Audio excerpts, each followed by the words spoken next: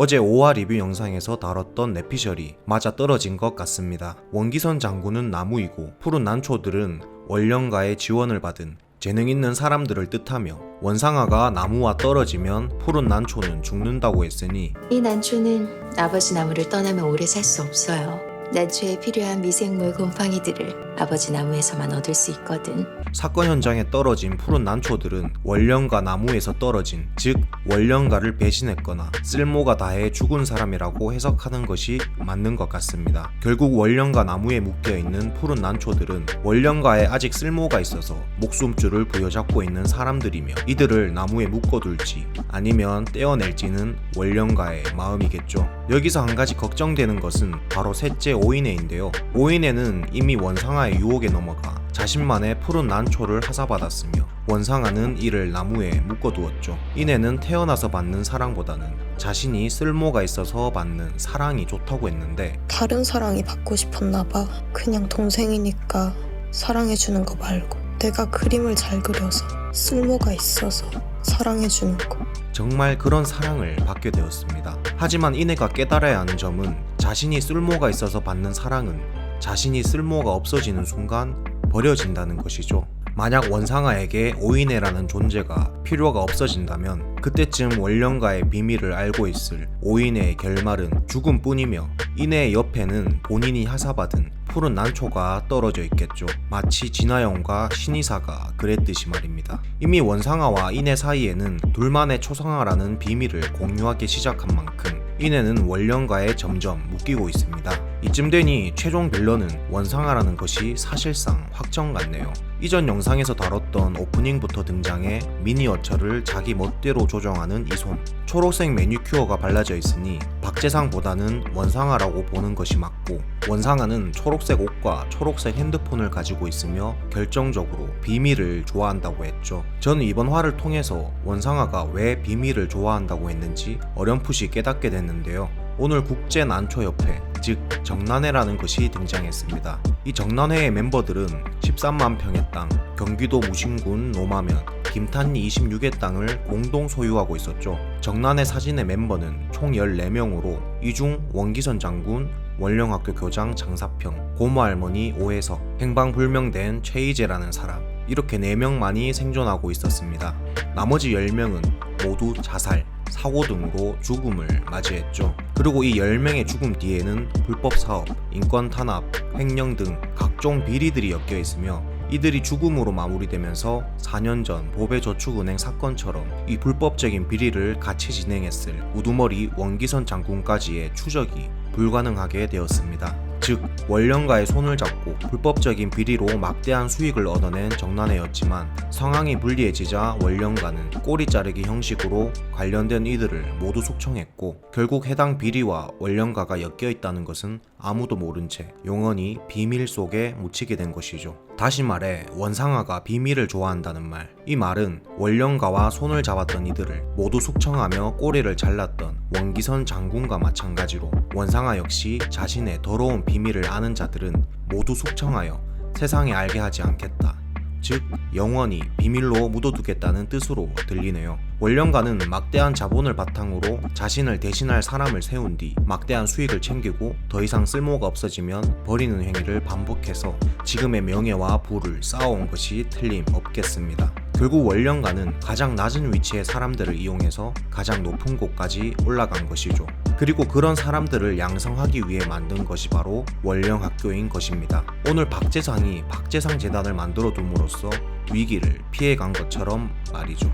겉으로는 아름답고 훌륭한 복지사업처럼 보이지만 결국 가난하고 재능 있는 사람들을 지고 휘두르기 위한 초석이었던 것이죠. 원상아가 오늘 이런 말을 했습니다. 아버지가 쓰러지기 전에 나한테 준 건 난초뿐이었어요. 왜 고작 이것뿐이었을까? 아버지가 제일 사랑한 건 난데. 어처구니가 없었는데 깨달았어요. 여기엔 무궁무진한 가능성이 있구나.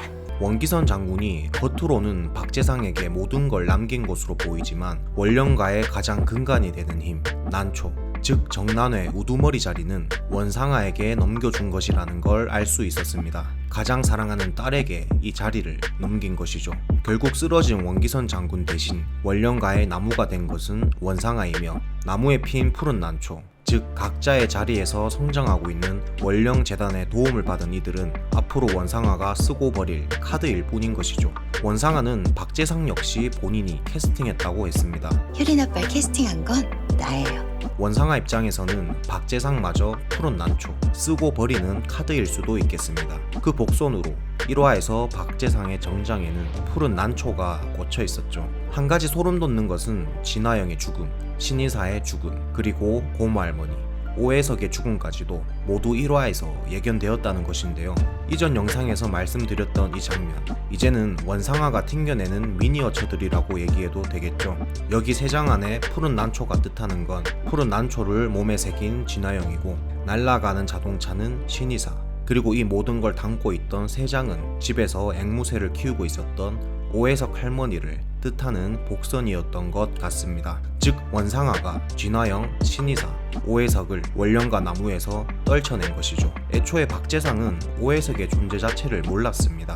누구신지 도무지 알 수가 없어서 한번 눌러봤어요. 박재상이 정난의 우두머리였다면 오해석을 알고 있었겠죠. 허나 원상아는 오해석을 병원에서 마주친 순간부터 알아봤던 것 같습니다. 오해석이 박재상을 만나러 왔을 때도 원상아의 눈빛은 불안에 떠는 듯 보였는데요. 이는 원령가의 비밀을 알고 있는 정난회의 멤버 오해석이 움직이니 원령가의 비밀이 유포될까 두려운 원상아가 오해석을 죽이라고 시킨 것 같습니다. 오해석은 자신이 살아있는 이유가 원기선 장군이 원해서라고 했는데, 내 목숨이 아직 붙어있는 이유는 장군님이 그러길 원하셨기 때문이야. 장군님 목숨을 구해드린 게 바로 나니까. 현재 원기선 장군은 의식불명이니 오해석이 살아있을 이유 또한 없는 것이죠.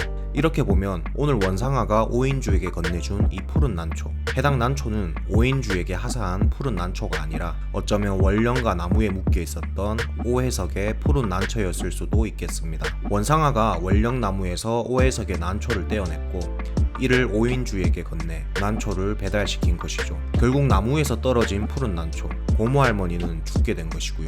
그리고 원상아의 명을 받아 오해석을 죽인 사람은 아무래도 오해석의 집사일 확률이 높겠죠. 오해석은 최희재와 달리 행방불명 상태가 아니었으니 정난의 멤버인 오해석을 꾸준히 감시하는 원령과 사람이 필요했을 것이고, 오인주는 고모할머니와 같이 살지 않았으니 직접적으로 살인을 한 건 오해석을 감시했던 집사일 확률이 가장 높겠습니다. 그 예로 집사는 사건 현장을 신속히 빠져나갔죠. 자, 그리고 원기선 장군의 직접적인 만행이 아직까지는 드러나지 않았지만 저는 원기선 장군이 악질 중에 악질이라는 결정적인 증거를 찾았습니다. 오인경과 하종호가 정난회에 대한 정보를 캐면서 나왔던 복선인데요. 일전에 원령학교 교장인 장사평은 원기선 장군이 베트남 전쟁 이후 돌아와 다양한 복지 사업을 진행했다고 했습니다. 철거촌을 허물고 새 집을 짓고 불황자를 위한 시설을 만들고 가난한 아이들을 위한 학교를 세우기 시작하셨어요. 자, 여기서 원기선 장군이 불황자를 위한 시설을 만들었다는 점에 주목해야 합니다.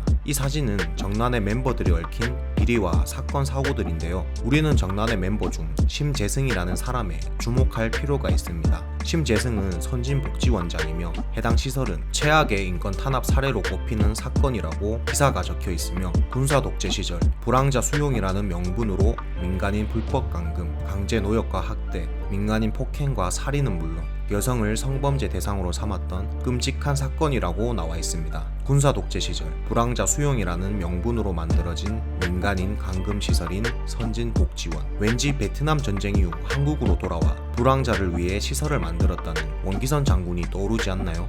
불황자를 위한 시설을 만들고 결국 심재승은 원기선 장군을 따르던 사람이었고, 불황자 수용이라는 명분으로 선진복지원을 만들었으며 원기선 장군의 뜻을 거역하는 민간인들을 감금하고 처리하는 역할을 했던 것 같죠. 결국 해당 시설을 만든 것도 안에서 벌어진 인권 탄압 역시 모두 원기선 장군의 뜻이었을 겁니다. 그리고 해당 복지원은 과거에는 괜찮았으나 대한민국 인권이 점차 성장함에 따라 선진복지원 관련 인권 문제가 하도가 되어 원령가에 불똥이 튈 것 같으니 원기선 장군은 심재승을 교통사고로 위장해 꼬리를 자른 것 같습니다. 심재승의 사망 시점은 2004년으로 베트남 전쟁 이후 약 30년이 지난 이후입니다. 그동안 그 안에서 얼마나 많은 사람들이 희생됐을지 치가 떨리네요. 자, 그런데 제가 해당 자료를 집요하게 파다 보니 오게티가 있더라고요. 분명 기사에는 심재승이 교통사고로 죽었다고 나왔는데 화이트보드에는 자살로 적혀 있으며 이 판에는 김정구가 원령대 총장이라고 적혀 있는데 1초가량 나온 기사에는 원령대 총장이 장운성이라고 나와 있습니다. 분명 장운성은 장운개발 대표라고 소개했는데 말이죠. 장운성 장운개발 대표. 심지어 장운성이라는 이 인물은 최도일의 어머니와도 연관이 있을 수 있는 제법 중요한 인물인 것으로 보이는데 이런 실수가 있다니. 장운성은 장운개발 대표로 불법 철거일을 담당했던 사람이고 최도일의 어머니는 과거 1998년 철거민 대책위원장을 망치로 죽인 혐의를 받은 적이 있습니다. 재개발 관련 문제로 철거민 대책위원장과 갈등을 빚던 주민이 갑자기 망치로 휘둘러 위원장을 살해해. 최도일 씨가 망치를 휘둘렀어? 그 사람 엄마. 아마 장운성 대표와 최도일 엄마는 접점이 있겠죠. 이 판을 두고 철저하게 분석하려고 했는데 이렇게 허술한 데가 있다 보니 굳이 분석은 안 해도 되겠다 싶어 디테일하게는 안 들어갔습니다. 끝으로 오늘 마지막 예고편에서 죄수복을 입은 여자가 등장했는데요. 이 여자의 정체는 딱 두 가지의 경우의 수가 있습니다. 정난회 멤버이면서 실종으로 생사가 불분명한 최이재이거나 혹은 최도일의 엄마라는 것인데요. 아무래도 죄수복을 입고 있으니 1998년 철거민 대책위원장을 망치로 때려 죽인 최도일의 엄마일 확률이 높겠습니다. 오늘 오인경이 오인주를 설득시키기 위해 최도일에 관한 뒷조사를 했으니 정난회 멤버를 조사하면서 장운성과 최도일의 어머니의 접점을 발견해 최도일의 어머니를 찾아간 것으로 보이네요. 예고편에서 최도일의 어머니는 원령가에 대해 조사하는 오인주와 오인경을 말리는 것으로 보이는데 정말 나쁜 사람은 아닌 것처럼 보입니다. 사실 푸른 난초에 관해서도 얘기를 다루려고 했는데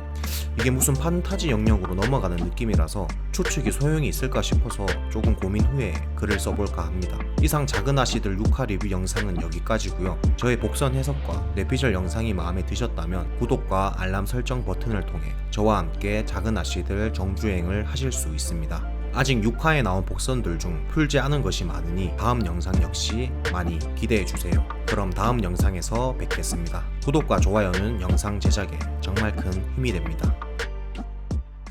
지금은 볼품 없잖아. 꽃이 피면 진짜 공주님이야.